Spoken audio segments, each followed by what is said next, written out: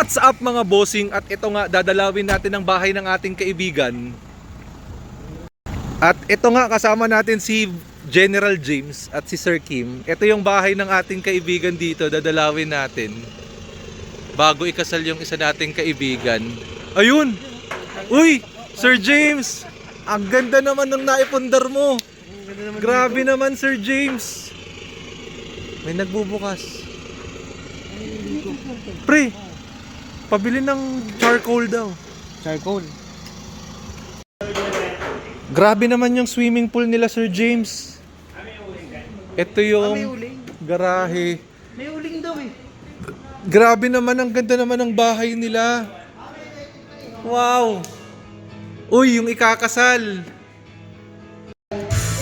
So ito, tutuloy natin yung ating house tour mamaya. Pero mga bossing, bago natin ituloy yung ating house tour, grabe naman to, ito. Buffalo gear. So, dahil wala tayong dalang fish, grabe lahat ng malamig pa rin. Itong vegetables. Tsaka itong meat. Pwedeng-pwede, ang lamig pa rin. So, yun lang. Let's go. Ito, nabili ko to sa Tackle Direct mga bossing. Yun, let's go. Ayan, so back to the house tour tayo. So, ayun na nga. Umiinom na nga ito, drunkard talaga to si Madam. Ayun na.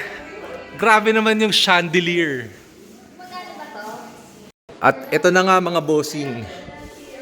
So, meron ditong totoo bang orchid to or fake? I think it's true. Oo, true siya. So, ito yung isang room mga bossing ko.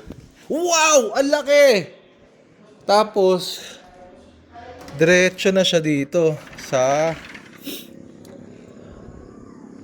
labas.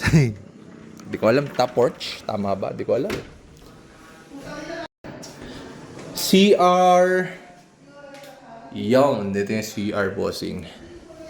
So, ito yung first room. Ayan. Next room.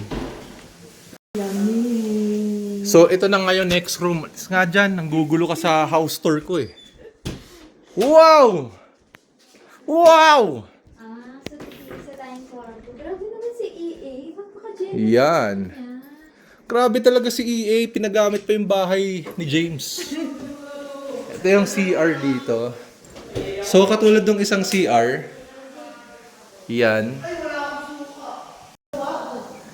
At ito nga, nandito pa yung isa pang kwarto. Yan, ang cute. Ito ang cute. Ito yung smallest kwarto. So, ayun lang.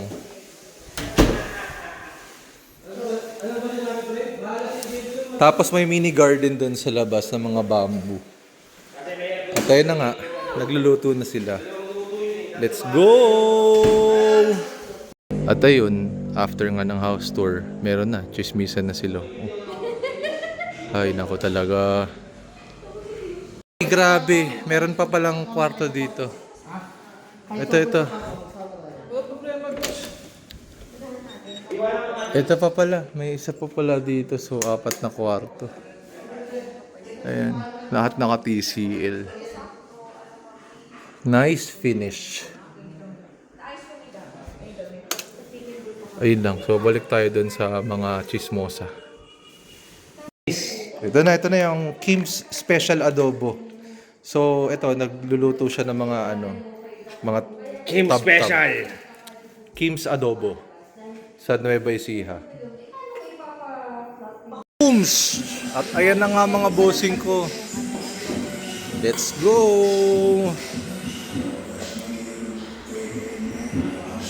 Uy!